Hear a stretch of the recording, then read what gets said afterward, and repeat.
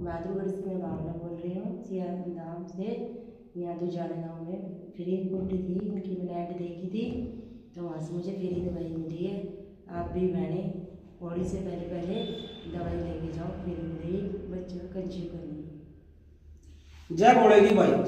बहन आई थी हमारे पास बूटी लेने, बोल रही थी भैया बूटी फ्री में दे रहे हो बच्चा कंसीव करने की। हमने कहा बहन फ्री है, तो बहन को बिल्कुल फ्री बूटी दी है और भोले बाबा से दुआ करेंगे बहन की जोड़ी बहुत जल्द भरे।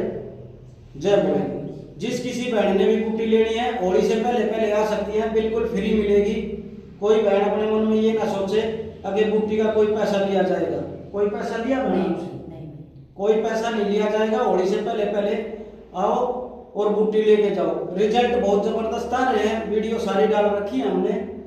तो सियाराम धाम दुजाना आओ और बच्चा कंसीव करने की बूटी लेके जाओ बाबा भोले की दया से। जय भोले।